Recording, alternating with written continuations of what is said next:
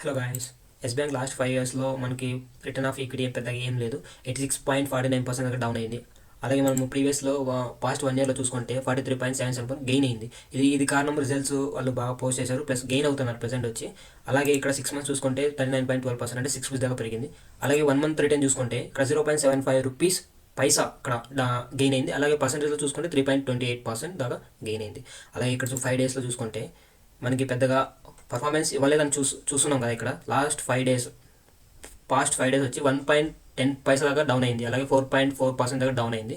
ఇక్కడ మనం previous day చూసుకుంటే, ప్రెసెంట్ డే చూసుకుంటే ఇక్కడ 23.65 రూపీస్లో స్టాక్ ట్రేడ్ అవుతుంది. ఇక్కడ చూడండి ప్రజెంట్ ఈ లెవెల్లో. ఇక్కడ ఇక్కడ అనుకున్నంతగా రిజల్ట్స్ వీళ్ళు ఎక్స్పెక్ట్ చేసినంతగా రిజల్ట్స్ వీళ్ళు పోస్ట్ చేయలేదు. అదే పెద్ద రీజన్. అది కాక ప్రీవియస్ డేలో వీళ్ళు 29th మేబీ 29th ఇక్కడ ఏం జరిగిందంటే 29th కోటక్ మహీంద్రా బ్యాంక్ వాళ్ళు వాళ్ళకున్న షేర్స్ని వాళ్ళు సెల్ చేశారు. 29th రోజు కావాలంటే మీరు చెక్ చేయండి. 29th సెల్లింగ్ ప్రెజర్ ఎక్కువ ఉంటుంది. అలాగే ప్రజెంట్ ఇప్పుడు కూడా సెల్లింగ్ ప్రెజర్ ఉంది. ఎఫ్ఐ వాళ్ళు అలాగే ఉన్నారు. ఆఫ్టర్ ఇన్కమ్ అనే రిటైల్ వాళ్ళు కూడా హోల్డ్లోనే ఉన్నారు. ఈ కస్టమర్స్ వచ్చి ఇక్కడ 7.5 మిలియన్ దాకా ఉన్నారు. వీళ్ళకి టోటల్ అసెట్స్ వచ్చి 3,54,786 crores దాకా ఉంది. అలాగే వీళ్ళు టోటల్ అడ్వాన్స్ వచ్చి 2,03,269 crores దాకా వీళ్ళు అడ్వాన్స్ పే చేశారు. అలాగే షేర్ ఇన్ అడ్వాన్సెస్ వచ్చి 59% దగ్గర రిటైల్ అండ్ ఎస్ఎంఈ అంటే స్మాల్ క్యాప్ ఇండెక్స్ వాళ్ళు. అలాగే ఇక్కడ 14% మిడ్ కార్పొరేట్ వాళ్ళకి ఇచ్చారు. అలాగే 27% కార్పొరేట్ వాళ్ళకి ఉంది. ఎస్ బ్యాంక్ వాళ్ళకి 1,192 బ్రాంచెస్ ఉన్నాయి.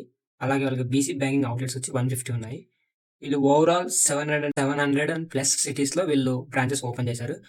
ఇంకా చూసుకుంటే ఇక్కడ ఏటీఎంస్ వచ్చి 1,301 ఏటీఎంస్ వర్కింగ్లో ఉన్నాయి.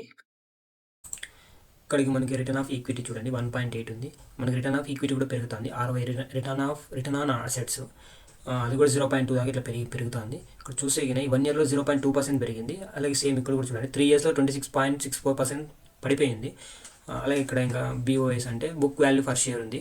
ఇక్కడ చూస్తే అది కూడా పెరిగింది 14.2. కానీ ఈపీఎస్ అంటే ఎర్నింగ్ పర్ షేర్ వచ్చి కూడా ఇక్కడ 1 ఇయర్లో మాత్రమే ఇక్కడ 0.28% దాకా పెరిగింది. మిగతా 3 ఇయర్స్ ఆర్ 5 ఇయర్స్లో చాలా బిలో ఫాల్ అయిపోయింది ఇది. ఇంకా నెక్స్ట్ వచ్చేసరికి ఇంకా మనకి ఇన్కమ్ స్టేట్మెంటు ఇది ఆల్రెడీ చెప్పాను నేను.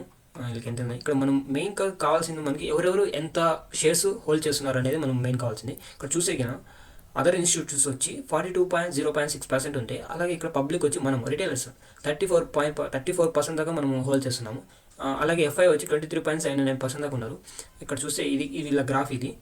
నెక్స్ట్ వచ్చేసరికి ఇంకా కింద వెళ్తే ఇక్కడ చూడండి ఇది ఎస్ బ్యాంక్ ఇది షేర్ ప్రైస్ 23.65 ఉంది. 0.25% డౌన్ ఫాల్ అయింది. అలాగే మనము ఇక్కడ డెలివరీ పొజిషన్స్ ఇక్కడ ఎంతమంది డెలివరీ పొజిషన్స్ మెయింటైన్ చేస్తున్నారు అనేది మనకి ఇక్కడ తెలుస్తుంది. క్వాంటిటీ ట్రేడర్ వచ్చి ఈ రోజు వచ్చి 16 crores 48 lakhs 85,994 దాకా క్వాంటిటీ ట్రేడ్ అయింది. అలాగే డెలివరీ క్వాంటిటీ వచ్చి 6 crores 46 lakhs 78,980 crores దాకా ఇక్కడ మనకి క్వాంటిటీ ట్రేడ్ జరిగింది డెలివరీకి. ఇక్కడ చూస్తే మనం మెయిన్ కావాల్సింది మనకి 39% మాత్రమే హోల్డింగ్లో ఉన్నారు. Deliverable quantity traded and quantity ఉంది కదా.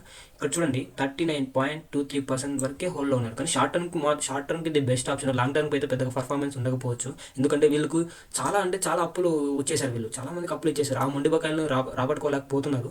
కానీ బట్ ట్రై చేస్తున్నారు వీళ్ళు. ఇది నా అనాలిసిస్. ఇక్కడ ఇంకేం చెప్పాలి నెక్స్ట్ ఇంకా ట్రేడెడ్ వాల్యూ పవర్ మార్కెట్ ఇంకంతేనండి. దీంట్లో ఇంకేం చెప్పడానికి ఏం లేదు. ఇష్యూడ్ క్యాపిటల్ ఎంత ఉంది, అమౌంట్ ఎంత అంతే. ఇంకా నెక్స్ట్ వచ్చి మనము క్వార్టర్లీ రిజల్ట్ అనాలిసిస్.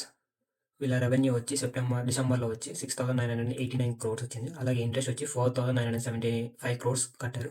ఎక్స్పెన్సెస్ వచ్చి 2,948 crores వాళ్ళ ఎక్స్పెన్సెస్ పడ్డాయి, వాళ్ళు ఖర్చు పెట్టారు ఎక్స్పెన్సెస్. అలాగే ఫైనాన్సింగ్ ప్రాఫిట్ వచ్చి వాళ్ళు లాస్ట్లో ఉన్నారు. 934 crores దాకా ఉంది. ఫైనాన్సింగ్ మార్జిన్ వచ్చి ఇక్కడ 13% ఉంది. అలాగే అదర్ ఇన్కమ్ వచ్చి 1,225 crores దాకా వచ్చింది అదర్ ఇన్కమ్. అలాగే డిప్రిషియేషన్ 0 ఉంది.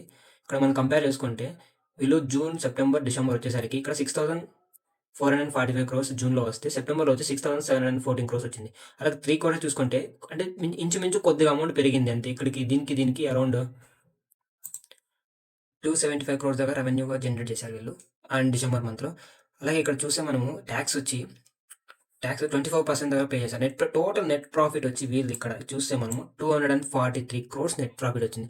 For earning per share price వచ్చేసరికి మనకి ఇక్కడ 0.08 పైసా అలా పెరిగింది. ఇక్కడ చూస్తే ఇక్కడ ఏం పెద్దగా ఏం పర్ఫార్మెన్స్ లేదు. గ్రాస్ ఎన్పిఏ వచ్చి 2% అండ్ నెట్ ఎన్పిఏ వచ్చి 0.9% దాకా ఉంది. ఇది టోటలీ రిజల్ట్ అనాలిసిస్. అలాగే ఇక్కడ మనము ఇంకొకటి ఏం చూడాలంటే మెయిన్ మనము కిందకి వెళ్తే ఇక్కడ ప్రాఫిట్ అండ్ లాస్లో ఇయర్లీది వస్తుంది. ఇక్కడ ఇయర్లీది వీళ్ళు ఎంత పే చేశారు, రెవెన్యూ ఎంత ఉంది, వీళ్ళు ఇంట్రెస్ట్ ఎంత, సేమ్ యాస్టీస్ వస్తుంది. కానీ మనకు కావాల్సింది మెయిన్ వచ్చి బారోయింగ్స్ అండ్ అసెట్స్ కావాలి. అసెట్స్ బారోయింగ్స్ తెలిస్తే మనకు ఆ కంపెనీ ఎంత అప్పు ఉంది, ఎంత వాళ్ళకి ప్రాపర్టీ ఎంత ఉంది అనేది మనం తెలుసుకోవాలి. అది ఫస్ట్ ఆఫ్ ఆల్. ఇక్కడ మనం చూస్తే 21, 22, 23 ఈ ఇయర్లో మనకి ఇక్కడ చూస్తే టోటల్ లయబిలిటీస్ అని ఉంటుంది చూడండి. వీళ్ళ టోటల్ లయబిలిటీస్ అంటే 1 year లోన్స్ ఆఫ్టర్ 1 year లోపు లోన్స్, 1 year అబోవ్ లోన్స్ ఉంటాయి వీళ్ళవి. ఇక్కడ చూస్తే మనము 3,18,578 crores దాకా ఉంది ఇక్కడ 2022. అలాగే మార్చ్ వచ్చేసరికి 3,55,204 crores దాకా వెళ్తుంది. ఇక్కడికి పెరిగింది లోన్స్ అనేది. మళ్ళీ ఫిక్స్డ్ అసెట్స్, ఇక్కడ ఫిక్స్డ్ అసెట్స్ అంటే వాళ్ళకున్న ప్రాపర్టీ ఎంత ఉంది అనేది, వీళ్ళు ఏమైనా పెంచారా లేదా అనేది మనకి ఈ కాలంలో తెలుస్తుంటుంది. ఇక్కడ మన టోటల్ అసెట్స్ వచ్చేసరికి ఇక్కడికి చూడు సేమ్ యాస్టీస్ పెరిగింది. 2020లో వచ్చి 3,18,578 crores దాకా ఉంటే ఇక్కడ చూసేసరికి మార్చి 2023లో వచ్చి 3,55,204 crores దాకా ఉంది. దీని అనాలిసిస్ ఎలా చేస్తాము, మనం మెయిన్ కావాల్సింది ఏమంటే ఫస్ట్ ఆఫ్ ఆల్ మనం ఈ బ్యాంక్ అనాలిసిస్ చేయాలంటే, ఎస్ బ్యాంక్ ఏదైనా కానీ అనాలిసిస్ చేయాలంటే వాళ్ళకి ఒక రిపోర్ట్ ఉంటుంది. ఆ రిపోర్ట్లో వెళ్ళి ప్రతిదీ చెక్ చేసుకోవాలి.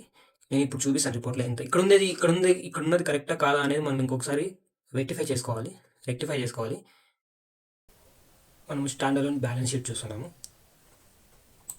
మనం ఎప్పుడైనా కానీ ఫస్ట్ ఆఫ్ ఆల్ ఏదైనా బ్యాంక్ అనాలిసిస్ చేయాలంటే ఫస్ట్ ఆఫ్ ఆల్ మనం బ్యాంక్ బ్యాలెన్స్ షీట్కి రావాలి కంపల్సరీ. దీంట్లో వచ్చి ప్రతిదీ పిన్ టు పిన్ డీటెయిల్గా ఉంటుంది. ఇక్కడ మనకి క్యాపిటల్ ఎంత ఉంది, share warranties and subsidy money ఎంత ఉంది, reverse and supply stock place ఎంత ఉంది, డిపాజిట్స్ అండ్ బారోయింగ్స్ ఇక్కడ ఎంత ఉన్నాయి. మనం స్క్రీనర్లో చూసాం కదా, స్క్రీనర్లో అక్కడ చెక్ చేసిన తర్వాత అక్కడ ఒక్కొక్కసారి వేరేలాగా ఉంటుంది, అంటే ఒక్కొక్కసారి కరెక్ట్గా ఉండదు. కానీ అక్కడ మనకు ఉందా లేదా అని చెక్ చేసుకోవడానికి ఇక్కడ వచ్చి చూసుకుంటే ఇక్కడ మనకు తెలుస్తుంది వీళ్ళకి బారోయింగ్స్ ఎంత ఉంది, అంటే వాళ్ళకి అప్పులు ఎన్ని ఉన్నాయి, వాళ్ళ అప్పులు ఎంత ఇచ్చారు వాళ్ళకి 7,74,519 crores దాకా వాళ్ళు అప్పులు అనేది ఇచ్చారు. అలాగే ఇక్కడ చూసుకుంటే ఇప్పటికి ఇంకా పెరుగుతూనే ఉన్నాయి. ఎందుకంటే వాళ్ళు చాలా లాస్ అయినారని కాదు కానీ, బట్ 2018లో షార్ప్గా ఫాల్ అయిపోయింది. ఎందుకంటే వాళ్ళకు సీఈఓ సరిగ్గా పర్ఫార్మెన్స్ ఇవ్వలేకపోయాడు. అలాగే లోన్స్ ముందు బకాయిలు ఉన్నాయి వాళ్ళకి, అవి తిరిగి రాబట్టుకోలేకపోయినారు. అందువల్ల అది మార్కెట్ అనేది పడిపోయింది. నేను ఇక్కడ ఇది ట్రేడింగ్ వ్యూ ఓపెన్ చేసి చూపిస్తాను. అది ఇక్కడ చూడండి, మనకు డిపాజిట్స్ వచ్చి 2,175 crores దాకా ఇలా ఉంది. బారోయింగ్స్ ఇవి ఉంది. మనం ప్రతిదీ మనం దీంట్లో చెక్ చేసుకోవాలి. ఇక్కడ చూడండి ప్రతిదీ ఉంటుంది. మనం కంపల్సరీ దీంట్లోకి వచ్చి వాళ్ళకి ఎంత అప్పు ఉంది, బ్యాంక్ అనాలిసిస్ అంటే మేబీ స్టాక్ అనాలిసిస్ అంటే కంపల్సరీ మనం ఇది చెక్ చేయాలండి. మీరు ఎట్టి పరిస్థితులను ఏదో చూసి మోసపోకండి. దయచేసి మీరు బ్యాంక్ షీట్ వచ్చి చెక్ చేయండి. అలాగే రిపోర్ట్లో చూసి ప్రతి పిన్ టు పిన్ దాకా ఉంటుంది. ఇది నా అనాలిసిస్.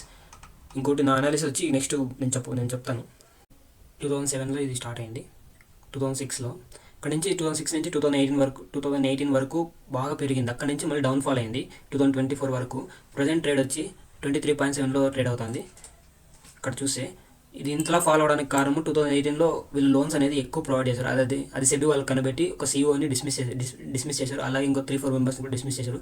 అది వీళ్ళు లోన్స్ అనేది ఎక్కువ ప్రొవైడ్ చేశారు అందువల్ల. ప్లస్ ఇంకోటి ఏమంటే ఇక్కడ చూడండి, ఇది నేనైతే ఇప్పుడైతే ప్రజెంట్ సెల్లింగ్కే చూస్తాను. దీన్ని ఇక్కడ చూపిస్తాను మీకు. ఇప్పుడు మనం 1 day చార్ట్లో ఉన్నాము. ఇక్కడ చూడండి, మూవింగ్ యావరేజ్ 100, మూవింగ్ యావరేజ్ 200.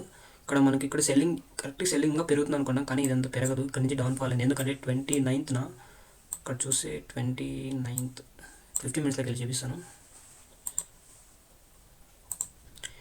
ఇక్కడ చూడండి 29th కోటక్ మహీంద్రా బ్యాంక్ వాళ్ళు సెల్ చేశారు. వాళ్ళకున్న క్వాంటిటీ సెల్ చేశారు. అందువల్ల ఆ రోజు సెల్ అయిపోయింది. అదే రోజున సీఈఓ ఎక్స్చేంజ్ అయ్యారు దీంట్లో. దానివల్ల ఇక్కడ సెల్లింగ్ జరిగింది. మనము ఇంకా పెరుగుతుంది అనుకోవడం భ్రమ ఇది. అంటే ఫ్యూచర్స్కి అంటే మేబీ ఇక్కడికి లాంగ్ టర్మ్ హోల్డ్ చేసుకొని పెట్టుకుంటే పర్లేదు, బట్ షార్ట్ టర్మ్కి ఇస్ ద బెస్ట్ ఆప్షన్ ఇది. ఎందుకంటే వీళ్ళకి లోన్స్ ఎక్కువ ఉన్నాయి కాబట్టి అవి రికవర్ అవ్వడానికి టైం పడుతుంది.